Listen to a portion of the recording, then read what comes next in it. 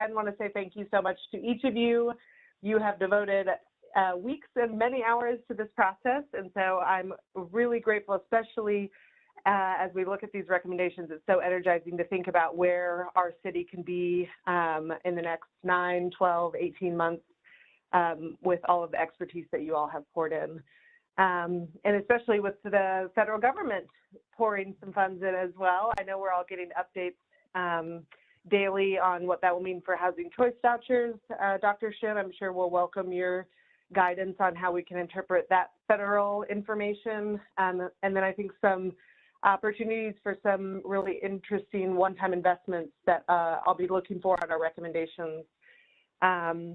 So a reminder of discussion guidelines, Kelsey had the great idea that maybe we could all sort of count to 2 mentally after someone finishes talking.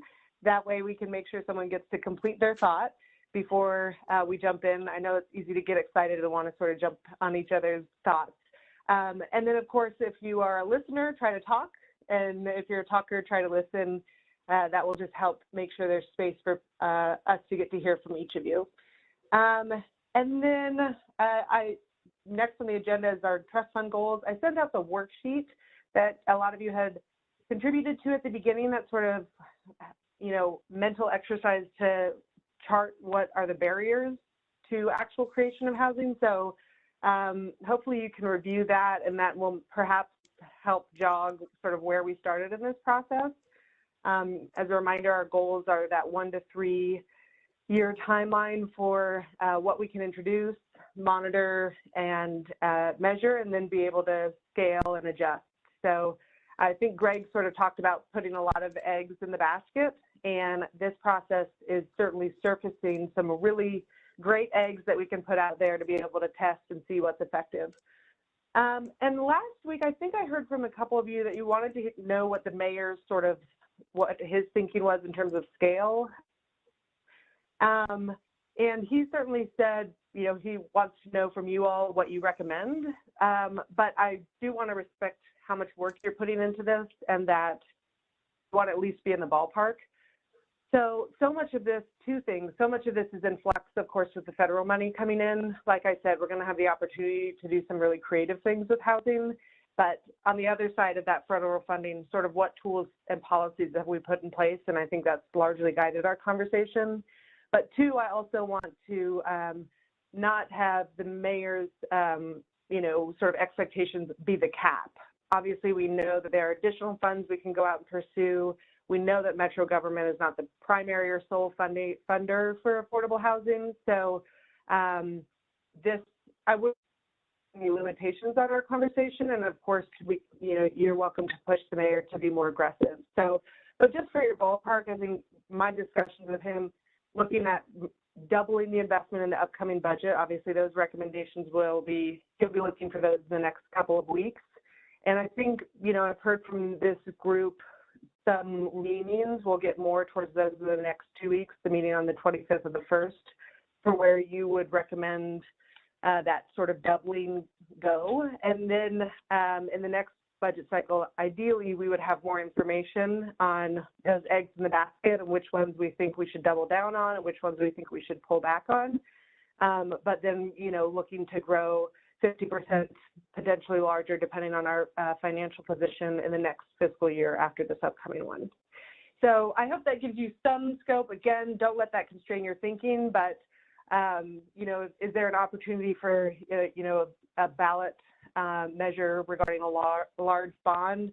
I don't think so, just based on the financial picture right now. We don't really necessarily have the kind of stability to go after that. I think a lot of you have seen the way that the transportation plan, the thinking that's been brought to that. So trying to be really proactive in our funding, but also, of course, we want to commit to things on the Metro side, because then we sort of have more ground to go and say, we're doubling our commitment, partner X, will you come in with us, and partner Y, and we'll do the capacity, the heavy lifting to take the lead, but, come in and work on this with us. So I hope that helps in providing some kind of scale for the recommendation, and please feel free to follow up with me if you feel like you need to flesh that out a little bit more. And then now we'll move into the recommendation. We'll review the map So I know that this group had a really hearty discussion last week already. And so if you can sort of mentally think of this as part 2, Kelsey's going to walk through that with us, walk us through the map. And, you know, I really value your time. And so my hope is that last week we, you know, sort of familiarized ourselves with each other's recommendations and tools.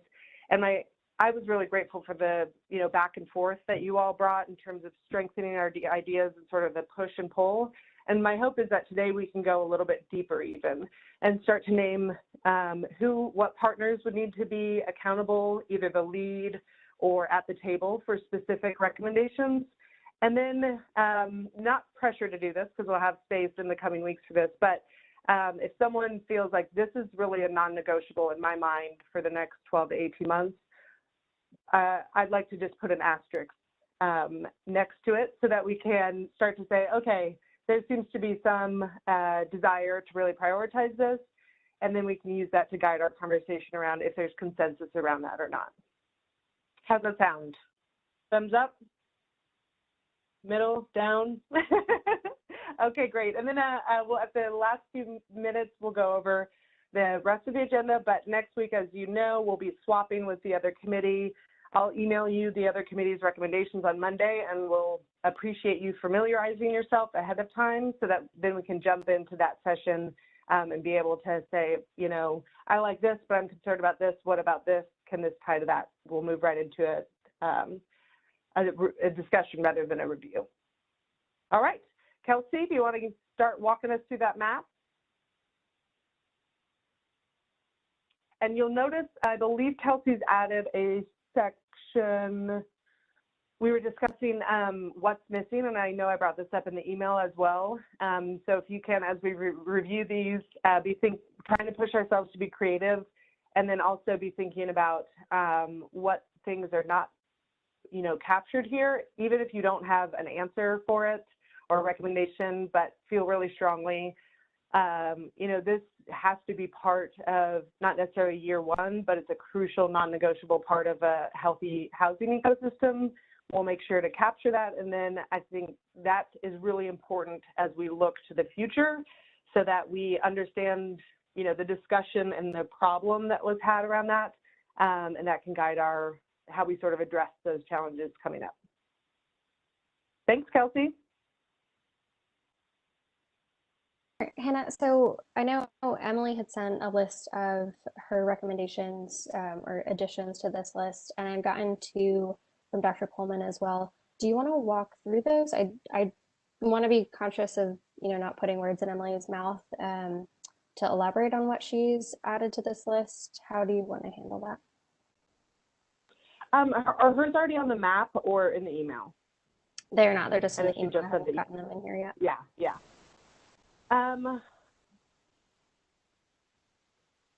Let's go ahead. I'll read through them, and if we can, if you don't mind, to scribe them onto the map, Kelsey, and then we'll we can discuss. Otherwise, we'll get them on there. So the first for Emily's was another way to formulate the address exclusionary zoning is to legalize or re-legalize middle housing, meaning enable all zoning to permit home choices that include 2 to 6 unit detached units. She includes the example from Portland and says this approach is particularly critical to maximize housing production in suburbs. Great. I feel like that's a discussion point that's come up a number of times in the Preservation Committee and this committee as well. Address barriers in zoning code, so another one for zoning, for manufactured housing options as well, and any building standards that unnecessarily drive up costs. That's something I hear about frequently in terms of the manufactured because, you know, there's obviously innovations happening in housing. So it would be interesting to think about how we can not just address planning and zoning for our current building practices, but try to be sort of forward thinking in the future of construction. Community benefits agreement for larger residential and or commercial development.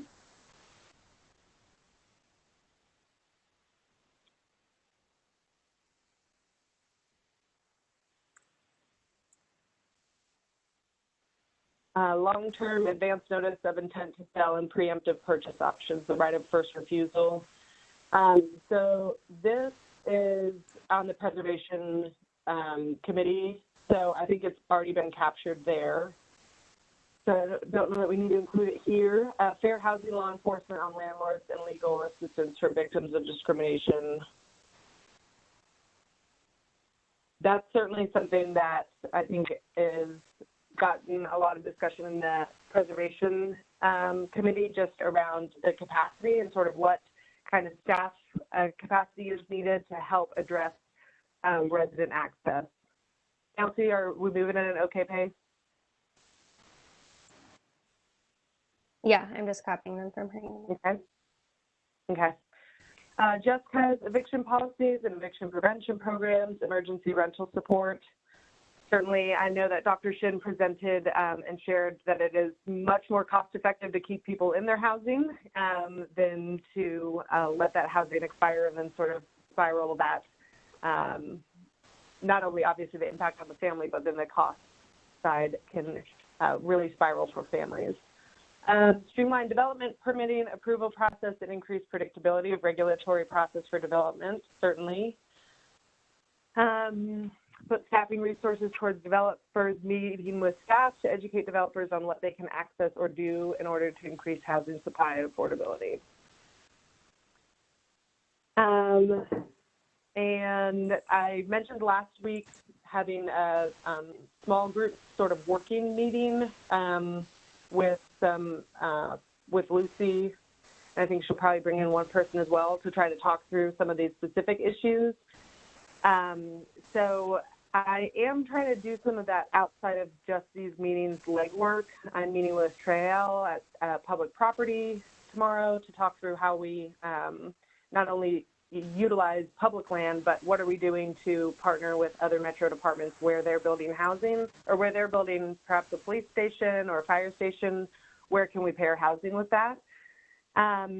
And so please flag for me if there are any sort of metro staff that you really think we need to circle up with, because I think that only makes our recommendations more powerful and applicable if we sort of understand how we can immediately implement them. Hey, Hannah, really quick, I think thank you. To address that, I think one particular group might be codes. I know in the preservation earlier today, there was a lot of conversation about conversion, which I guess can be somewhat preservation, but to me, mostly creation. But I think with that, having a good understanding and conversation with codes would be imperative to really understand what's feasible and to understand what would be needed to assess cost from economic standpoint. I think also there's been some conversations I've had with nonprofits as well as other developers, smaller scale developers, about conversion of single family residences into duplexes and maybe even larger residences into triplexes or quads. I know there's a few examples of that has happened, but usually that happens in areas that are more affluent. But just curious if that might be something we could have a conversation around to really dissect and see if it's viable. Okay, that's great. I was also thinking of, we could almost get into each department head, which we'll do if necessary, but I was also thinking of Mark Sturdivant, since he has so much experience with Metro and, was previously at MDHA. He's now working as sort of working really closely with our office as sort of a special advisor on planning. So I know that he's been a resource to many in the past. So, you can either give your input now or let me know after email who would be, Bill Herbert at Code, Mark, we have been together. That's really helpful, Ed. Thank you. All right, and then Emily's last two are reviewing equitable land banking policy and then generating revenue for affordable housing, which her and I spoke, and she was saying, let's not be constrained by just our current revenues. What can we do to create new revenue? And of course, there's always the conversation about dedicated revenue. So Great, thank you to Emily. And then Dr. Coleman's recommendations were to include micro housing and tiny houses as part of the overall strategy. And then include bonus points for small scale developers. And so she gave a couple of examples of that. And I certainly think that's a theme that I see every time I go to council with Barnes, ways that we can grow our capacity and with our small scale developers. Hi, Dr. Coleman. Hi, Hannah, it wasn't just points for small scale developers. Oh. It was to entice, incentivize larger scale developers to be involved, and to the extent that they would include smaller developers, that gets brownie points. It's a model that has been used very effectively in the business community in terms of increasing contracting opportunities, et cetera, for underrepresented groups. Thank you so much for that, Dr. Coleman, because that nuance is important, and that's actually, Barnes was looking at how we could evolve capacity building, and someone said you really have to have a larger business that can help address, because otherwise but you know, when you come into the real world problems, who's sort of there to guide you? And that's where I think that partnership can really be effective. And it's in keeping with the kinds of suggestions Ed has made early on, and my strong belief that the nonprofit developers alone cannot address our housing problem. It's going to take an all hands on deck approach. Great. Thank you. All right. Does anyone have any input, discussion that was sparked by those additions to our map? Hey, Hannah, this is Hunter. I tried raising my hand, Hi. But if you don't mind me just jumping in. No worries. Yeah, please. I think the only thing I wanted to mention, I feel very strong about Emily's and support of Emily's thing about let's try to have more zoning around 2 and 6 lot developments or whatever that specific that comment was. The only thing that I would want to point out about that is it's a double-edged sword. A lot of what people hate about some of the areas that have been redeveloped and gentrified is the tall and skinnies that have taken away from neighborhood community or existing projects and kind of that feel of the neighborhood. And if you think about the Nations, it's a completely different.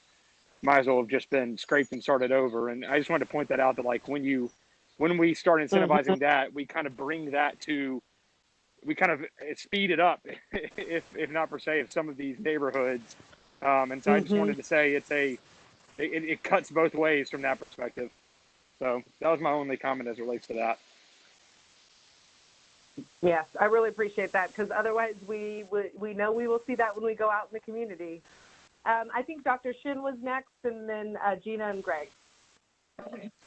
So I'm going to ask more questions than have answers. I know what ends homelessness, which is housing, but I don't know anything about the financing of it. And so as I look at these various ideas, I have no real sense of how much housing for the folks that need it most, who are the folks below 30% of area median, these ideas are going to generate. And so I would hope that we could go through and make sure that we are addressing the majority of our units where the majority of the need is.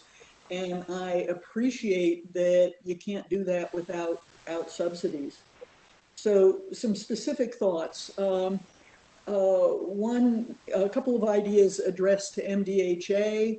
One to confine new vouchers to people below 30% of area median.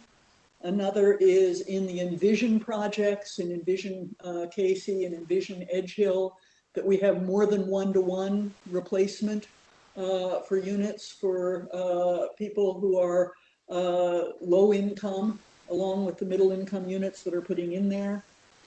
Manufactured housing is, I understand, one of the ways to do it more cheaply. And so thinking about manufactured housing or modular construction, there may be some money in the stimulus, the latest round of the stimulus for converting motels or hotels to supported housing. I understand there's a motel that's interested in doing that. Is that something that we could pursue? And then I noticed the suggestion for a Department of Housing, and my constituents would like that to be a Department of Housing and Homelessness, to keep homelessness in the mix of thinking about housing. So thank you. Thank you, Dr. Shin. That's helpful. And I'm going to follow up with you about a couple of those to see if perhaps we can meet specifically on vouchers. I will say you're exactly right about wanting to see where different tools will play. And Kay sent out sort of a analysis of what financial tools we've used thus far. We will be moving towards having at least a sketch out of where tools will focus. We know that, it'll be a constant sort of reevaluation process there. And like I said, some of those funding streams are evolving, but to me, that's one of the big values of this exercise with this task force is that we can be more aligned so that our tools are most effective where they can be focused where they're most effective. So thank you. I believe Gina and then Greg. Thanks, Anna. I wanted to follow up on what Hunter and Emily had said about the density, and the nation's being a good example. And I think in the smaller zoning group, I would like to talk about how the zoning code is written now in a way that almost pushes you into those tall skinnies to get that density. And I think that's something that could be changed. I think it also doesn't incentivize doing more than two. And so that's why you get what you get on those lots. So I think there's a way to reformulate how it's currently written and to include more than just one lot, or to include that lot differently, the way it's written about where parking goes, heights, how the dimensions of the site have to be. I think there's been a lot of ways to try to change it to not get tall skinnies, but it's not keeping them from being created. So I just think there's ways to really relook at how that is all put together. So that's my comment about that. Great. Thank you so much, Gina.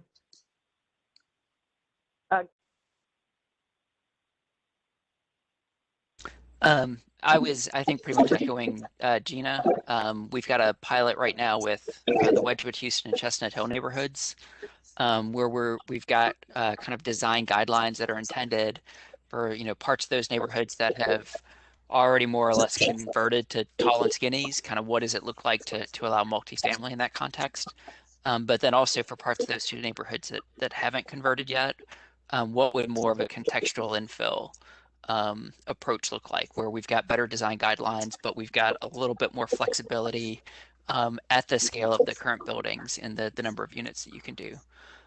However, one point that I want to make, and kind of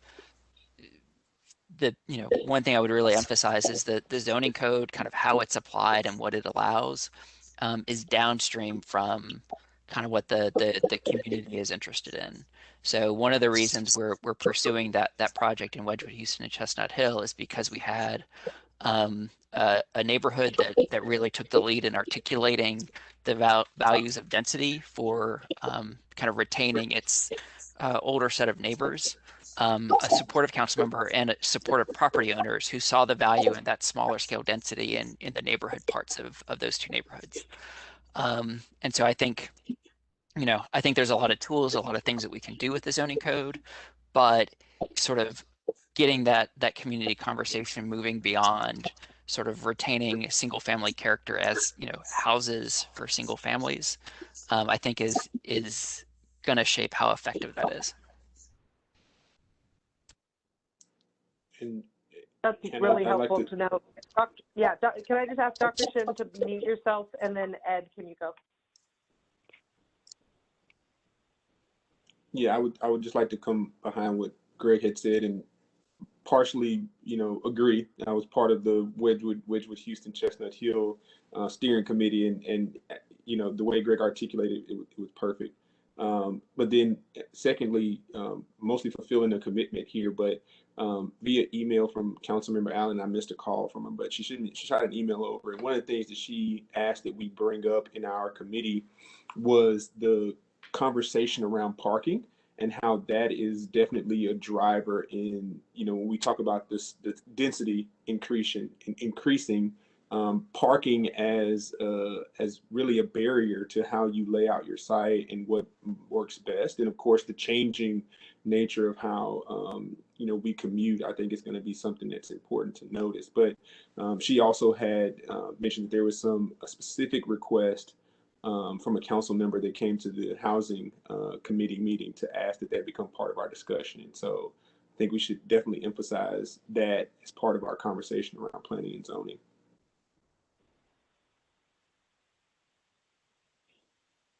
That's fantastic. I will say also someone, I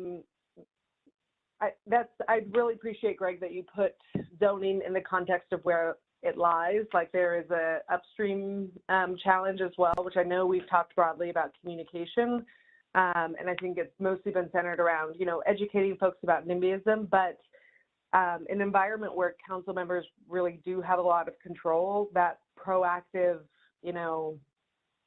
engagement can really, move the needle for an entire district, which is great in some ways and really challenging in others when you're hearing from neighbors, but then you aren't necessarily getting the same engagement all the way up.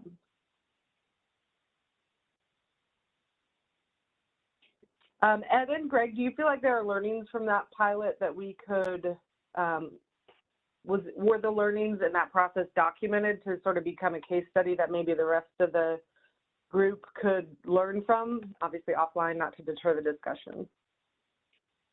I think the big lessons will be if it's adopted.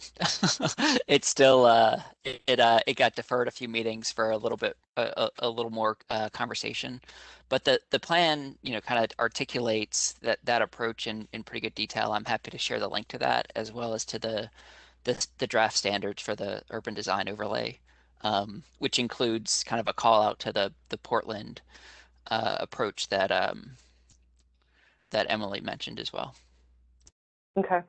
And has the discussion at council, have there been themes that could inform what we're thinking about here? I don't know if either of you have watched it. It's still at Planning Commission. Oh, so okay. It's not at council yet. Okay, great. Ed and Hunter, I see your hands, but I don't know if those are left up from previous.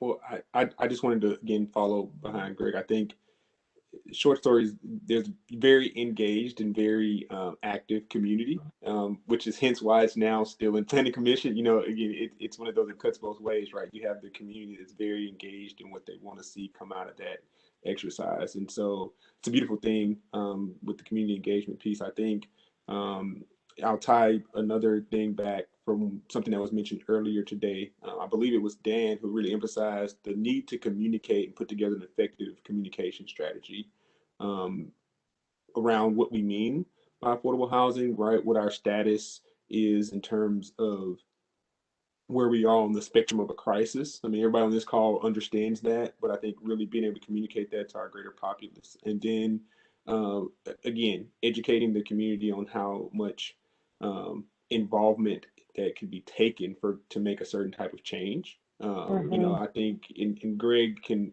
tell me if I'm right or wrong, but just from somebody who goes to and attends a lot of community meetings, I think the ones in Wedgwood, Houston were probably some of the most well-attended and most active in terms of conversation that I've been a part of in nearly a decade of doing the work that I do. So I think that's a barometer and a standard that needs to be communicated to communities.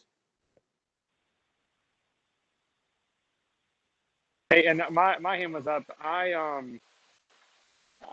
just had a question. I heard I've seen this mentioned several times as a recommendation and heard it spoken over the past several, I guess, months or so. But I'm really curious as to what a Department of Housing would do that's different than what you and Ashley are doing, and without an substantial increase in funding, kind of what is its purpose? Like I might be in the minority here, but I don't necessarily see the benefit of it if it doesn't come with like a giant increase in investment as well. It seems like the money we would spend if it included like a additional staff and stuff like that could be redeployed out into the field But that's just, again, I might be in the minority here, not fully understanding what this Department of Housing request is.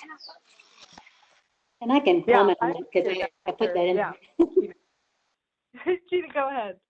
And I'm sure you can add. I think a lot of us, Hunter, have talked about, up until this year, and still to some degree, Hannah's time has been split, has not been really full-time dedicated to housing. There are many functions in the mayor's office that she had been a part of.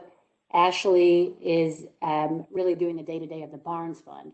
So between those two things, I think Hannah does have more capacity now, but I think the hope for the Department of Housing is that it will be more things than just the Barnes Fund, and it will be more things than Hannah can get to right now. There's not really an overarching housing policy for the city, like writing new policies, doing things like that, all the things we're talking about. There's not someone really full-time championing that. It's really taking some of our suggestions now, but there's not sort of true policy always being written in there. And I think that's what a lot of folks have sort of taken issue with. And from the Barnes standpoint, I think having Ashley has been a huge help. We've been wanted that for quite some time.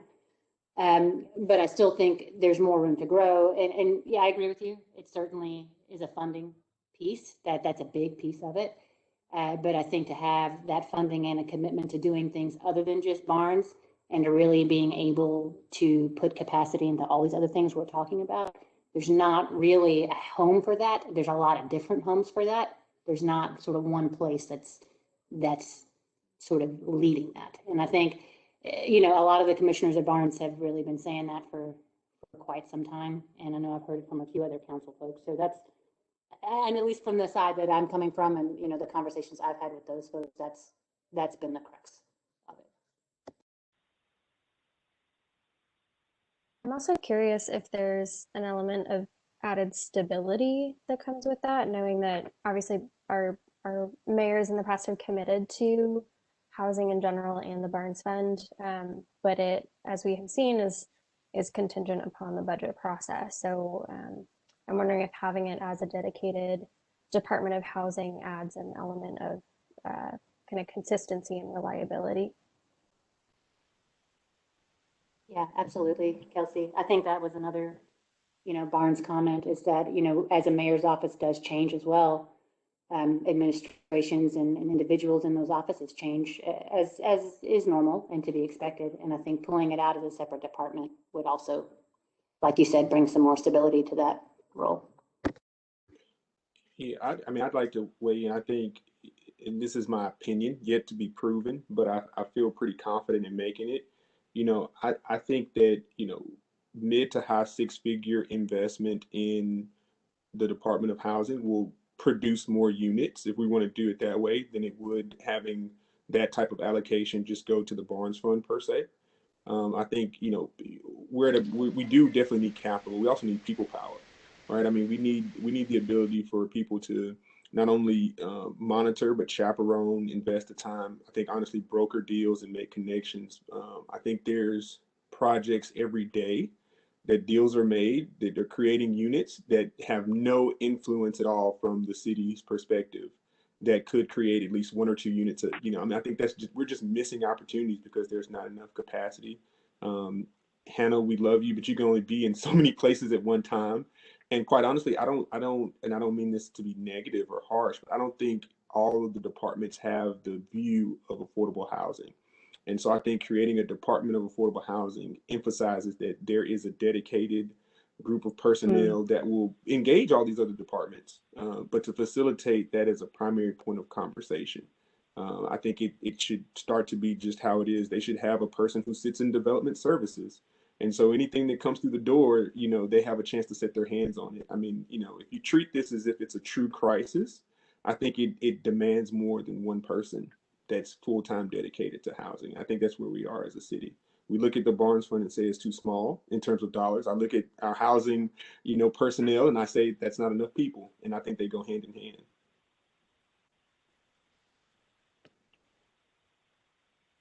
I will say that I really value this conversation, obviously. I think bringing on Ashley has made me more aware of what Ed said, that, capacity can lead directly to units. We're just already seeing the payoff of having that additional capacity.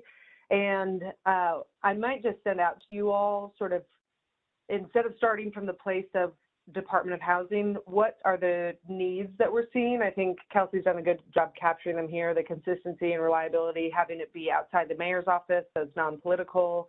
But then, looking at that list and saying, okay, what's the best, structure to accomplish that?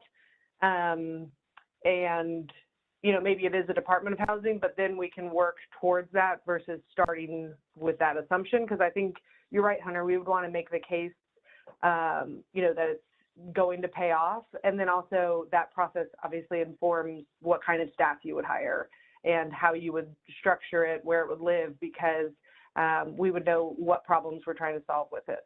So, I'm hearing, obviously, we need more capacity and the stability. And I think, Ed, what you're saying about having it sort of have the stature of a department also sort of sets a priority. So if you all don't mind, I might just send out sort of a blank document to capture if we don't capture it all here. But I welcome others to weigh in as well. And then Councilmember Hauser, I see your hand up, and Councilmember Suara. Either one jump in if it's on this topic. Otherwise, I'll just hold your hands until we're finished with this capacity. This is Council Lady Hauser, and I appreciate you for recognizing me. The question I have is how wraparound services will fit in with the affordable housing, whether that be affordable housing to purchase or to rent. Because one of the things that we have seen at the agency I work with is oftentimes individuals need more assistance than just that initial effort that it took to get them into the home, but to be able to successfully stay in the home and weather life as it happens forward. So will that be any part of the suggestions that you would be making about how to make sure that wraparound services are available and that people know they're available? Do you mean the recommendations we'll be making from this task force or specifically about a Department of Housing?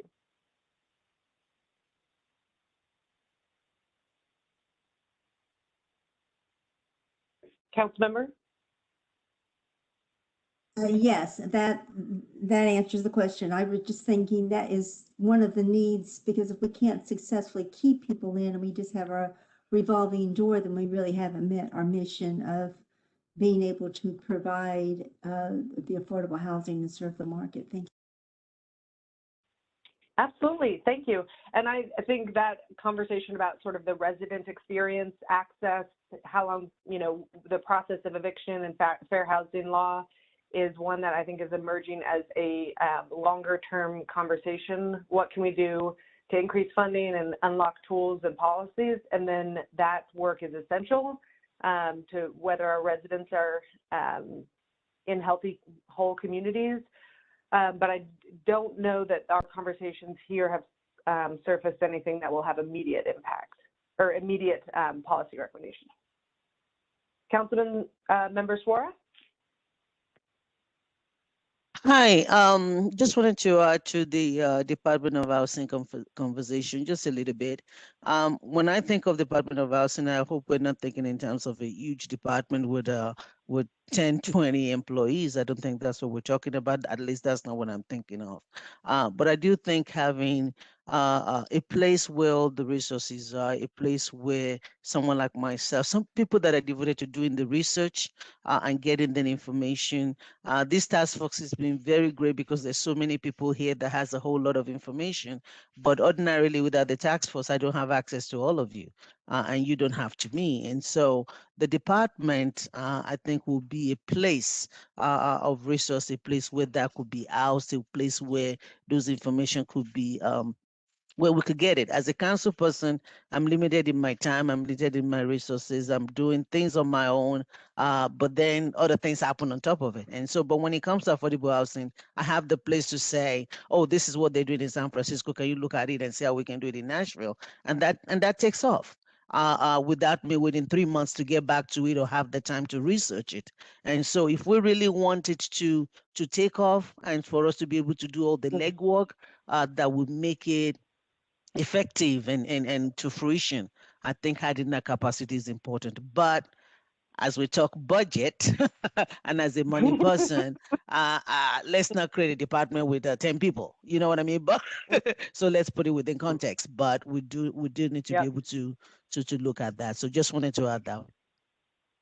Thank you so much. And I've spoken with HR, and they said, if you have a department, you have to have your whole own, back office, and here's, what you need to consider. And so, of course, I always think, okay, will those resources be best spent with that additional capacity? And so I just want everyone to know that's sort of what I'm balancing. And I know you all are thinking about that as well. If it's going to be 5 people, do we want to spend the money on that back office, or how can we best maximize those resources? But I appreciate that, council member, because you're exactly right. And again, I think what I'm hearing from you all is adequate capacity to not only staff what we have, but to be looking forward. What policies can we introduce? What are other cities doing? And I think we all know that at this point, our capacity, it's reactive and a little bit, sort of keeping pace, but certainly not at the place where we're being able to be proactive and opportunistic. All right, additional discussion about the ones that have been added?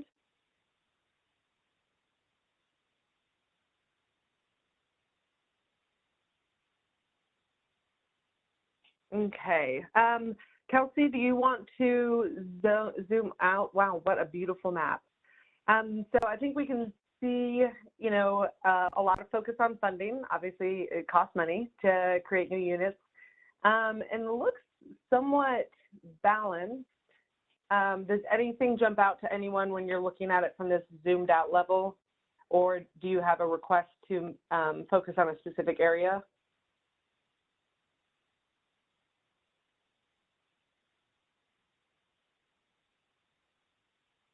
One of the things that I do want to just note, the color coding is imperfect. It's kind of approximate, and there are a lot of these yellow notes that sort of serve the whole spectrum of our kind of housing ecosystem. But to Dr. Shin's point, I did want to highlight that those pink ones are that 0 to 30, and so many of them are tied to the housing choice vouchers. And that might be the best place for us to focus those efforts, but do want to make sure that we're recognizing that that might be an area that we need to dedicate a little bit more time and conversation. Mm-hmm. I want to make a statement, and I guess I'm channeling Eddie Latimer here, but he did a great job when he was presenting to the group that talked about the level of subsidy increases as you progress lower on the AMI chart, so to speak, and in Dr. Shin, I think appropriately so, that is the area that needs the most help, as well as helping address homelessness. And so when we look at the funding chart section, I only see that one note, and I can't read it from how far we're zoomed out. Sorry, Kelsey, maybe you can zoom in a little bit there. But I'm curious if, I know the conversation came up earlier, Hannah, where we talked about maybe tying particular types of funding to particular objectives. And I'm curious if there may be more of that here in the creation space as well for funding. I think about it, incentives, right? So I know right now the Barnes Fund is underfunded, but it's also a competitive fund. And so, how are we as a task force wanting to address our prioritization, or to, put weight assigned with our different AMI categories and groupings? I just think that's a discussion worth having when we talk about really how we want to have our recommendations implemented.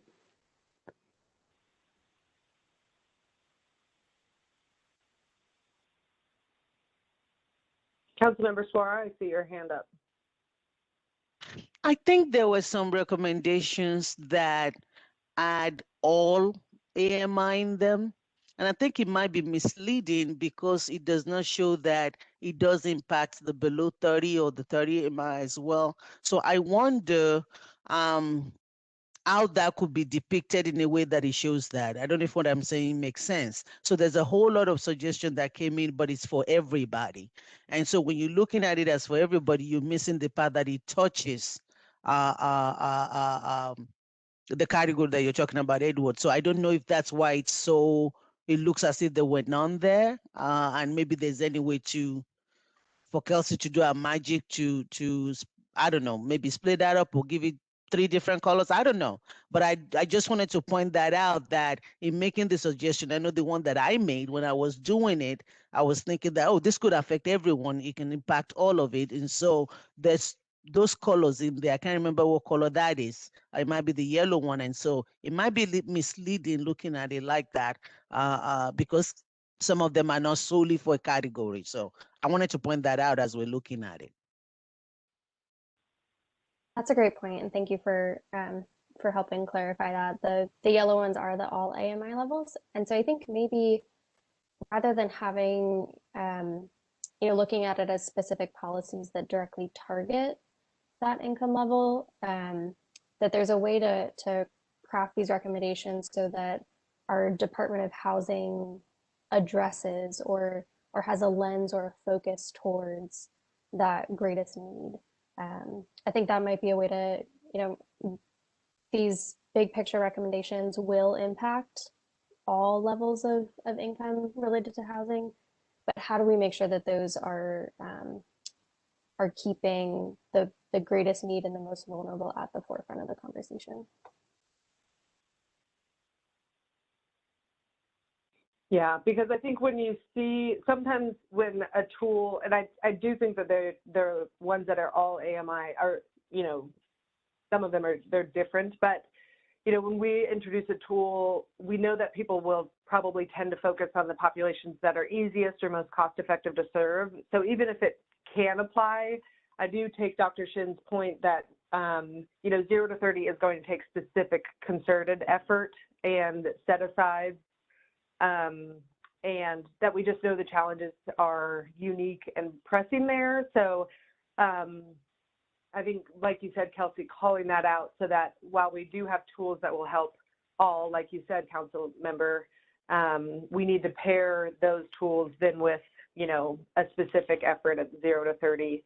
And I think what I'd like to have a further conversation on, maybe just with you, Dr. Shin, and whoever else you can let me know. But, what are the real barriers to housing choice vouchers being put to use? And I know that there's some models around the country about utilizing landlord incentives and acting as the sort of guarantee for any, damage in the property, those kind of things, so that there's an intermediary, not just on the housing side, but with the landlord on sort of more of the, commercial real estate or multifamily residential side that can act as that intermediary. So we've seen some pilots of those and some effectiveness there. So again, don't want to take the whole conversation here, but Dr. Shin would love to connect with you to make sure that we're unlocking the potential of our vouchers. Happy to do that. The biggest problem is that there aren't enough of them, and that some of them go to people who are still needy but of higher incomes. Source of income discrimination would be the biggest, and I don't know if we could do that without being preempted by the state. We'll add that to our list of state strategy requests, certainly. So there is a bill currently at the state that addresses that. Just a note. Thanks, Kelsey. Well, were there any other themes that emerged for folks? I appreciate calling out the 0 to 30. And council member, I will go through and sort of see if we can, even for the yellow ones, hone in a little bit so we can get a sense of where they probably would end up playing. Any other themes or places that people want to dive in. Otherwise, I'd say let's get started moving through and seeing where we can assign owners or partners, and we won't get through everything, but it will be really valuable to hear from you all about who you imagine owning various pieces. Really quick, I know Key is not able to make the call, but I know, feeling her leaning over my shoulder in spirit and, really wanting to talk about the equity piece. And I know I also had a text conversation with Marshall Crawford, because he wasn't able to really join earlier, and talked about whether concentration and or disbursement of focusing affordable housing. A lot of conversation has taken place around, orienting density around transit and transit-oriented development. And I think that's great when it makes sense. But again, the one true, I think, really strong attempt we've had that has failed in terms of how it aligns with incentives. And then I think looking at our corridors, some are thriving and some aren't. And so how do we balance that, and how do we incentivize and or kind of shepherd and steward density in the areas that we think have the greatest benefit? And then I think too, from the equity component, when we talk about creation, I'm a numbers person. I get it. I mean, the greatest likelihood and possibility of being able to house people in 30% or below is to really lean in with MDHA, because they already own the land and they already have I heard conversation from a council person about wraparound services and having just the infrastructure built. But again, that's counterproductive to the anti-concentration of poverty movement that they're in place of now. And so I think we really need to keep the equity lens on this, because there's going to be some challenges, and we're going to have to make some tough decisions that say we won't do this, and therefore somebody's not going to be happy. And so I think as we go forward with our recommendations, I would love to hear more conversation about how we see disbursement of these units. I mean, I think everybody would immediately jump for joy if we said we can put 10,000 affordable units online in the next 3 years. But then if I came back and said, well, they're all going to be in this one neighborhood, I think everybody would cringe. And I think so we have to have that secondary vision or secondary consideration in our visioning as we move forward. I would love to, honestly, if people have thoughts about that, I'd love to devote the next 30 minutes to that, because to me, that's a value that guides how all of our tools operate. And if this group, and we'll hear from the preservation group, feels like mixed income, economic integration is crucial and should be a non-negotiable, then, that should be part of the recommendations, is not just tool by tool, but everything that we look at needs to think about economic integration. So I'll open the floor for that discussion. One of the suggestions that has been made over time through NOAA and its task forces and various committees is that affordable housing should be in every district and every neighborhood. And until we get to something like that, we're always going to have this tension about where should it be. And it's also going to require a major communication and public education process. There are a lot of stereotypical ideas and notions about affordable housing, and overcoming those will be very crucial.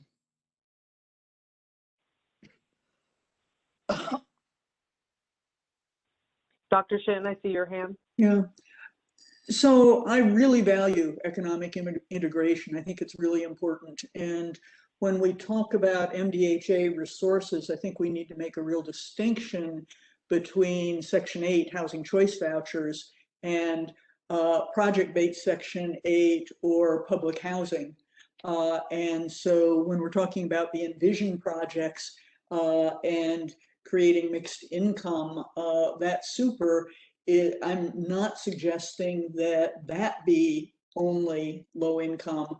I would suggest that housing choice vouchers that can be used elsewhere be confined to people below 30% of area median.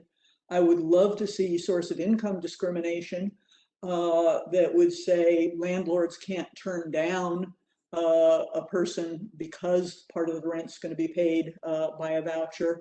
And I'd love to see small area fair market rents. The suggestion is that that doesn't really cost the city much. You get lower rents in poor areas, you get higher rents that are subsidized in wealthier areas, and that helps to deconcentrate poverty. So we have some tools there, though, you know, they're difficult.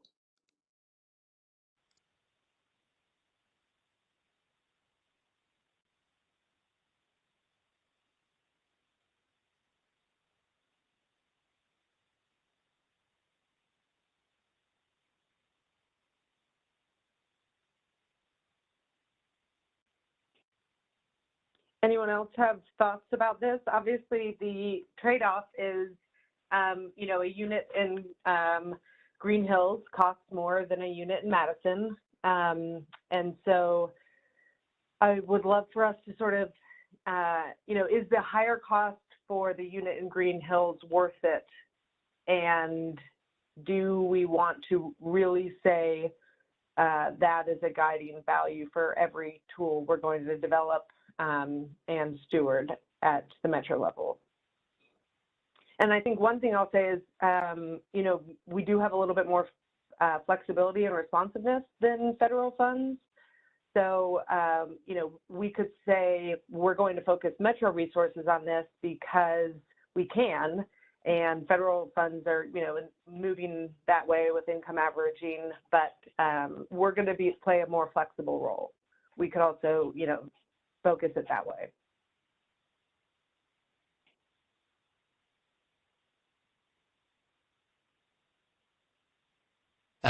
Hannah, I had a thought on that, of whether like the idea of affordable housing in every part of the county is something that needs to be woven into each individual tool, or whether that's something that we achieve through all of the different tools together.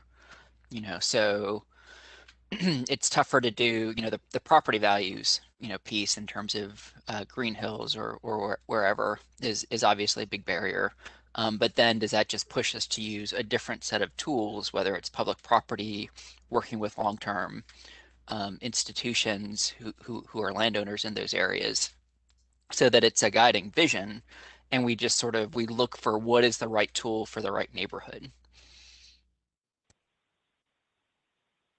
Mm-hmm. I like that framework that we could weave in. I think the pressing place that this comes to mind is if we put together a tax abatement, a non-tax credit tax abatement, and if, you know, a tool like that can be flexible enough that you can say, I've heard discussion of it being focused on the urban core. You could focus it along your transit corridors, or you could focus it, you know, all at a specific income range, or you could do income averaging, or you could say this is really a tool for mixed income communities. And so, you know, we only want a portion of it subsidized, have subsidized rent, and then we want the rest to be market rate. There's a lot of flexibility. And so these values, of course, then are integrated in that way as an example. Councilmember Suara, I saw that you had your hand up.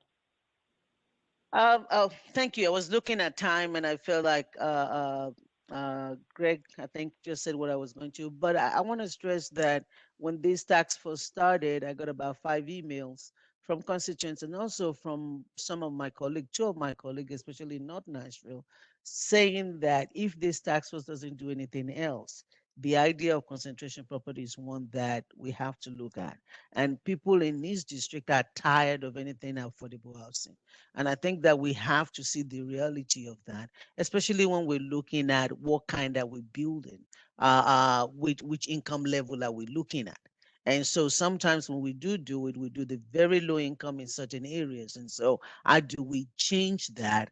Otherwise, we'll be getting pushback, because at the end of the day, this will have to be zoned. This will have to come to a council. And you have council member that wants to do affordable housing, but saying, why are you only doing this kind in my district? And I thought that I wanted to at least share that with the task force, so that at least I don't think we have to do it with every tool, but I think it's a guiding lens to look at as the entire thing that we're looking at. Anna, you and I are starting a conversation on my thought on Banks Fund and what we do with minority developers and things like that. I think just having that at the back of everything that we do, I think is the goal. So thank you.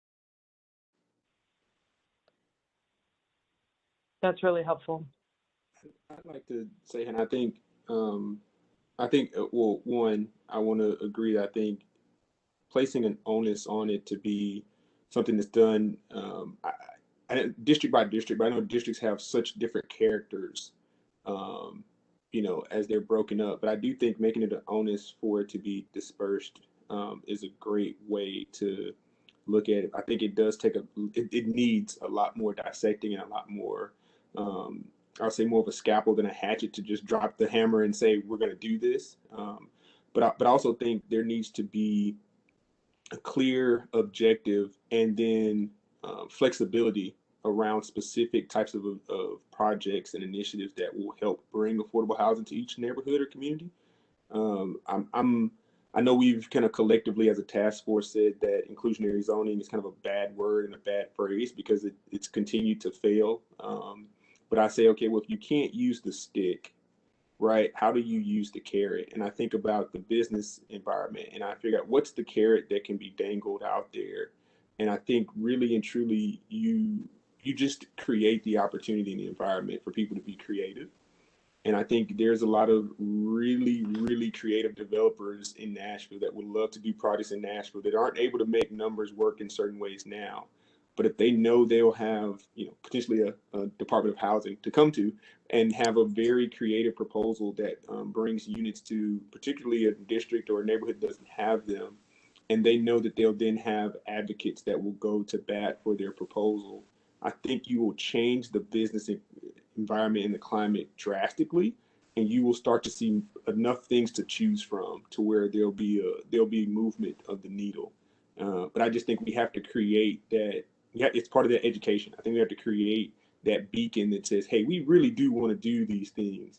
It's probably not going to be, as simple as it was, or it won't be as challenging as it was before, because we're going to be here to take on some of those challenges and move some of those barriers. And also, I think there's going to be a little bit of having to repair relationships from people that are scorned. Right? I think there's a lot of developers that have tried, failed, and said, screw it, and threw their hands up. And so they're just not going down that road again. And you have others that are trying, but they don't necessarily feel like they're going to get support. And so they're not trying as hard as they could, I guess is the polite way of saying it. So I really do think there's going to be a way to incentivize and create a economic incentive that goes in the direction of what we want to have as an outcome. I don't know exactly what that is, but again, it's part of why, the suggestion I made of creating a place where those conversations can happen.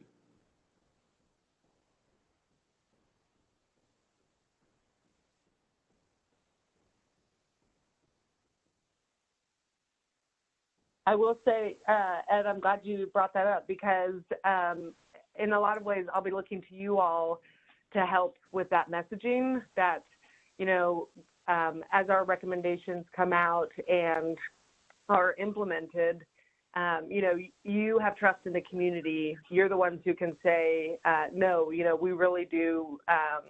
It's a new day, or, whatever the messaging is, that no, it's worth trying. There really is a commitment. And I know you've been there before, an acknowledgement of the misery that many have gone through trying to do this.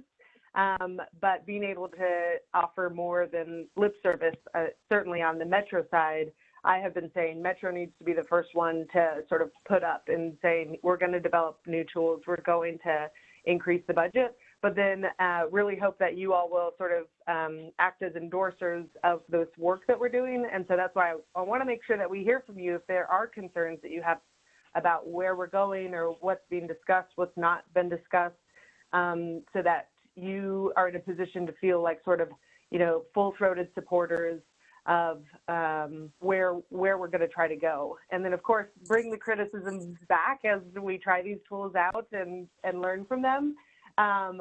But you have community trust in your various circles.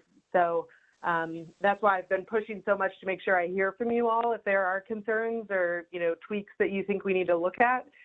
because I wanted to make sure we get to them in this forum so that then we're ready to sort of take our collective energy in the same direction going forward.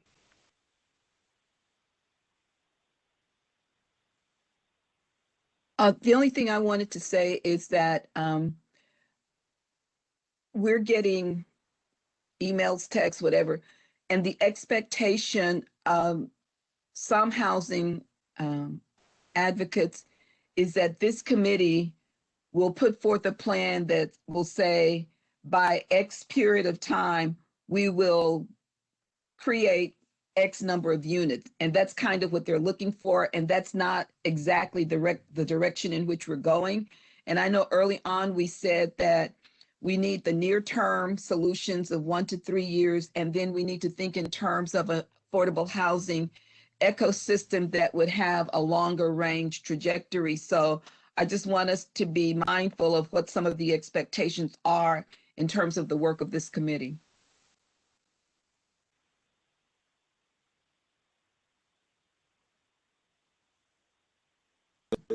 Beautifully said, Dr. Coleman. A point I brought up again. There's a core responsibility for this group, I believe, to lay out accountability, at least in a range or a spectrum, right? I mean, to say we've got a bunch of good ideas and then there's no metrics and no measurement really doesn't, I don't think, do a service. The other thing I'll say, I've also received a lot of those text calls and emails that we have to understand people don't want all of this. This is important, but people want like 4 or 5 bullet points that they can look at and then look back a month later and say, how far have you come on this? And come back every month and show up at council meeting and ask council members, and I think we do have to boil it down to that point. With that being said, and Hannah, I'll take your advice here. I mean, is there, and I think folks have asked this, and I understand the dynamics between both this task force and the mayor's office. What do you want from us, and how far can we go? And then also, well, I don't want to handicap you or box you in, but at what point are we saying, our recommendations, what are the validations that need to come on with them, right? Are we saying, well, Greg has put a lot of effort in his team in planning to give us a projection that says we're kind of on the pace, we've been on pace for this many units. Well, if we've done that and we're falling gravely short, how far do we need to ramp up? How far does that incline need to go? And based on that data, we say we need, we need 10,000 units in X number of years. I mean, is that our best approach for compiling our recommendations? I think that's part of what we want to understand. And I know we've got, 2 weeks or so, maybe more, to really, iron that out. But I think it's good to really start to look at everything that we've done and kind of funnel it to those types of statements or recommendations from at least from this subcommittee. I'll let Mick handle his subcommittee, but from this subcommittee, and I look to Kelsey. I know Key's not here, but as co-chairs, to really think about how we transition all of this great information into some of those more digestible kind of snippets.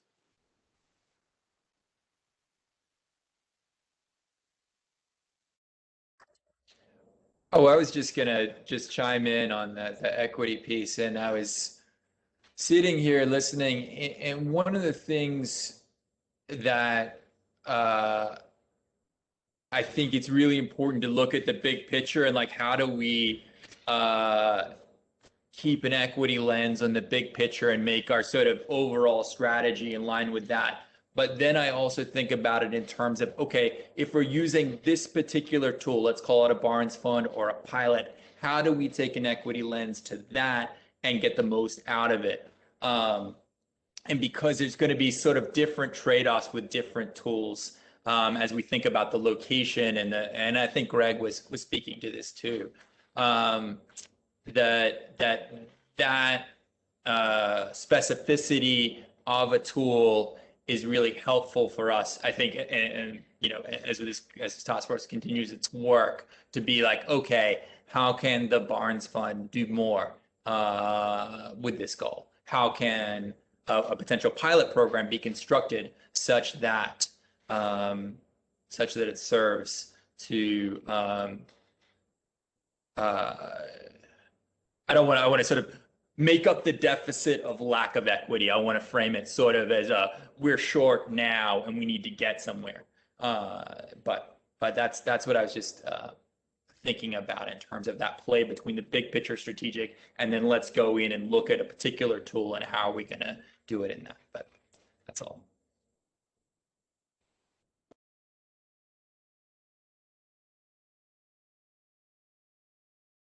Yeah, I will say I really appreciate that discussion because I think, again, the messaging of the report is so important to sort of set the vision of, you know, affordable community is like a thriving, healthy, whole place to live. These are places you want to be. They're equitable. They're, you know, not just about what are the development tools we're building, but what are the kind of communities that will be the end product of that. And I've gone back and forth myself, you know, should we be setting a goal? Should we make an announcement? And I think it can be, you know, you want to push yourself. We want to have a vision as a city and that we can measure ourselves against. But I think I also feel probably because, you know, I've been here across administrations. So I feel the trust deficit from, you know, how do we take the announcement and what impact does that have on a resident's life? So I probably feel a heavier burden to like, well, we'll prove that we're really in this, and then we'll be able to make an announcement once we've built things and funded things. So I appreciate hearing from you all that you're hearing that desire from the community, because then we need to, and I'll look to you all since I'm not as good at the announcement. I want to be able to show what we've done, but I think, you know, just hearing that feedback makes it clear that's really important, that the community knows we're setting an audacious goal, we're going to push ourselves, and we have a coordinated strategy for how to get there.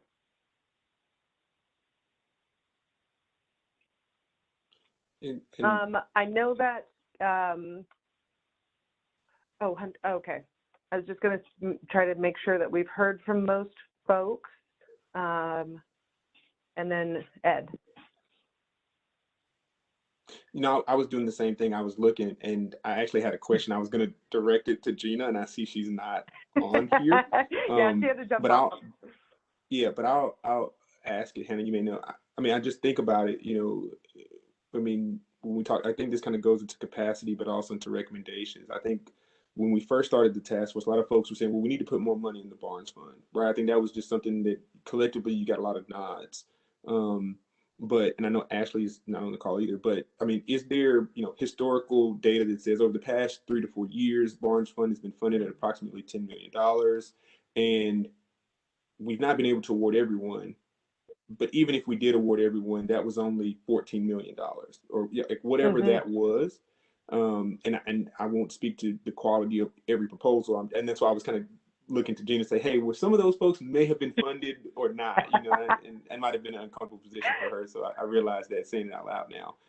But just thinking about that, right, is if we, and I've made this comment, and I said, you know, if we put $50 million into the Barnes Fund tomorrow, I don't think our city has the capacity to utilize it all, right? So is that the best application of those funds? I think there's some of that I think would also be helpful to us as the task force. I'll speak to for myself. If I'm making a recommendation, I'd rather 15 million to the Barnes Fund, because we know it needs more, and we're expecting it to grow in terms of demand because we're going to do such a great job of communicating about it. And, you know, so what is that growth pattern look like, and how does that ramp up? I'd like to be able to make a recommendation with that level of detail to it.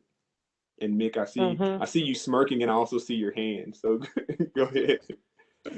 I will just say it's my perspective that if there was $50 million worth of Barnes funds out there, we would bring the affordable housing community would bring $80 million worth of projects.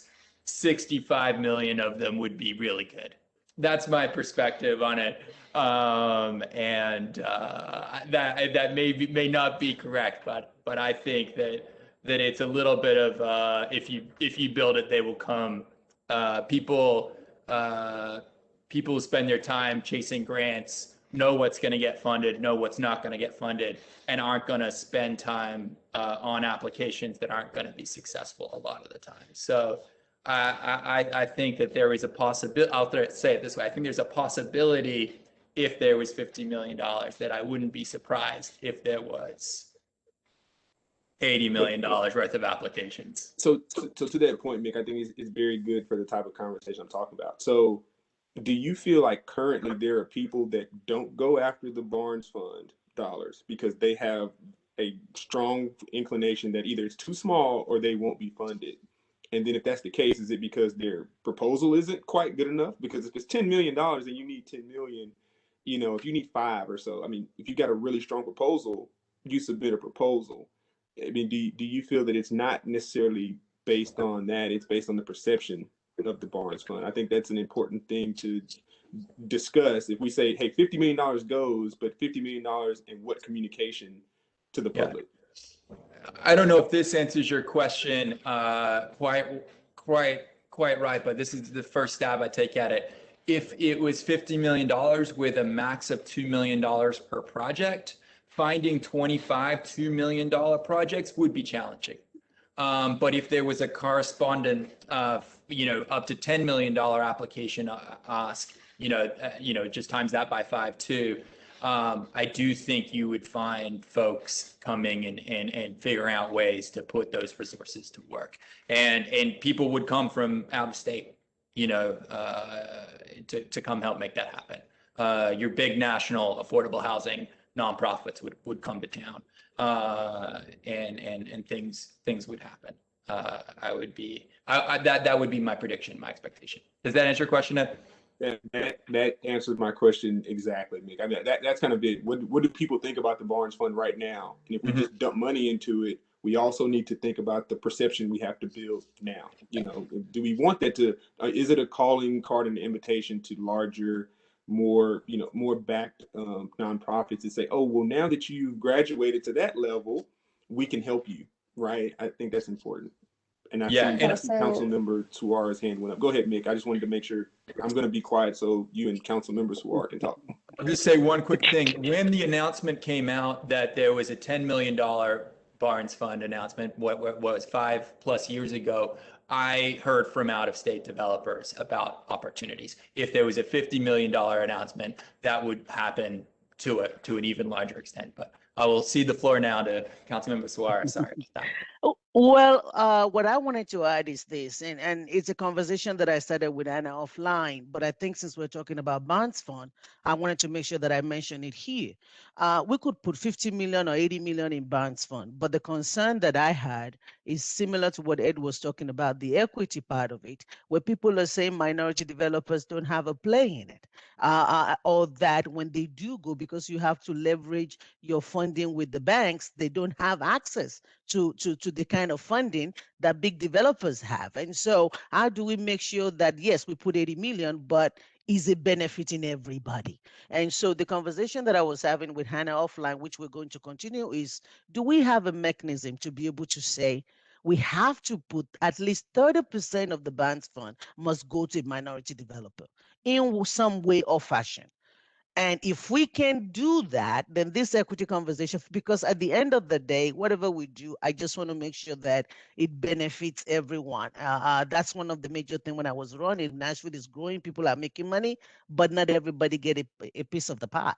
And there are developers within the African-American community. There's a group in North Nashville that are helping people flip homes, but they have limited funds. They wanted to do more, but they don't have access. And so how do we make the Barnes Fund work in such a way? So I like the idea of putting a lot of money in it. I like the idea of making the production bigger, inviting larger companies, but within that conversation, let's explore, and the example that I gave is even with the PPP loan, right? When the president sees that bigger companies are taking up all of it, it left 2 weeks that he says for within these 2 weeks, just process small businesses, right? And so maybe it's something like that. 30% is just for smaller companies. That way, people will know that it's there. It also encourages us to go after those small businesses as well. And so just wanted to add that to the mix of the conversation. When we flesh it out offline, we may bring it back and see how all of that works. We may not be able to do it, but I think as we're talking about this big idea, looking at that equity and the restraint and all of that, I think I just wanted to drop that into the mix. Mm-hmm. Thank you. I would like to, this is Paulette Coleman again. The points that we're talking about lead directly into my recommendation that if larger companies are involved or larger developers, they have to have a component or portion of they get bonus points for engaging in substantive and meaningful ways smaller developers. And I think that's really, really important. The second point I want to make is we can speculate about who does or does not get Barnes funding, but I think we need to look at the numbers. Which developers are getting the grants? Is it the same group that's getting them over and over again? And that would be some information that I would like to see because it has never been presented to this committee. And it should be easy to access. Yes, it's in our annual report, so I can share our most recent annual report with you all, and it outlines minority and women-owned nonprofits. And then I think one thing that Councilmember and I are also discussing, but and it's come up at Council before, how can we also work with apprenticeship programs like Kelsey was discussing, and things minority-owned businesses as well. I mean, nonprofits, of course, we need to have a representation among our nonprofit heads, but we also want to focus, on wealth generation for company owners. And if we're investing $10 million of public dollars, we want to make sure that, primes and subs and GCs are getting a chance. What I've heard from our nonprofits is that when someone gets a minority women or business-owned certification, that is sort of a calling card that then they are usually on much larger jobs. And so that our nonprofits have a hard time competing with businesses that are certified. So, that's anecdotal, but I know that the certification process is extensive. And so, if you go through that, you obviously want to be able to see a return on that investment of time and money. So I'm interested in how Barnes could maybe play a role on that pipeline. So perhaps for businesses that aren't necessarily at the position to bid on an Amazon job, can Barnes at least act as, we'll act as the intermediary to help connect you to our nonprofits so that we can be helping build your business as well. So I think I look at the equity piece from both of those lenses, not just our nonprofit developers, but we're not going to run an apprenticeship program. We don't have the skills to do a training program, but can we at least make sure that bridge is already aligned for our builders and our subs so that if they're looking for jobs, we're able to use these public dollars to invest in the growth of their businesses. Okay, I know we have 2 minutes left. Any final thoughts, or I'll just go to the agenda? I don't see any hands up. So our timeline is that next week we would swap and you'll get to critique and review the preservation subcommittee recommendations. I think that'll be really interesting because there's some overlap that I know Ed and Mick and I have seen sitting on both subcommittees. So we'll have the chance to sort of merge those after you all dissect them and strengthen them. And then the first week of April, we'll do the selection and sort of ranking of where we see this all working out from a timeline perspective. And then I'll also be working to categorize to make sure that we've got tools for each AMI. And I am checking in with our subcommittee chairs tomorrow morning to see if we feel like we need another week. My experience has been that this discussion's been really generative and substantive, but I want to make sure that we're able to capture all of your expertise. Very grateful for all the time you've already given, though. So any recommendation for another week would come, of course, with a lot of consideration. And then there's a data subcommittee meeting. I believe that folks elected whether they want to be in or not. But I'll send the WebEx out. It's Monday, just in case you thought you didn't want to join, but you did. Greg is going to present some data about how we're measuring our success. And I'm very grateful for all of the work Greg has been doing on that. He's working about 3 jobs right now from what I can tell on the Metro side. So thank you, Greg. All right. Anna, before you close, I have a question.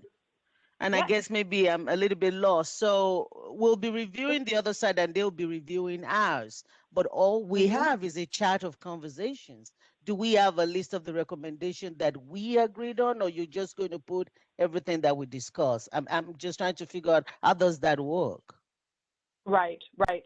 I'm still discussing with Dia and John on how we want to structure that debate so that we're not just spending the time reviewing them. We didn't want to rank them before the other subcommittee got the chance to give input. So I'll follow up with you about that. I'm going to send them out early and request that everyone review them so that we can move into the conversation immediately. But I don't have a full answer for you now because I'm going to talk with John and Dia about it. But if you have recommendations, please let me know. Oh, no, I don't. I'll leave it to all of you. I was just wondering what that, I just don't want us to give the other team our chats and it just look like, you know, we haven't put it together yet. So all right, thanks. And Kelsey's doing some great organization, and then I'm going to go through as well. She was scribing everything, and we'll make sure, of course, it's coherent. And then I think what we'll do is probably have a member from your subcommittee present to the other, so then there's not just them taking an axe to all of your beautiful recommendations without you there to defend them. All right, everyone, we've gone a minute over. Thank you so much. Have a wonderful evening, and you'll be hearing from me forthcoming. Thank you. Thanks, everybody. Thanks all.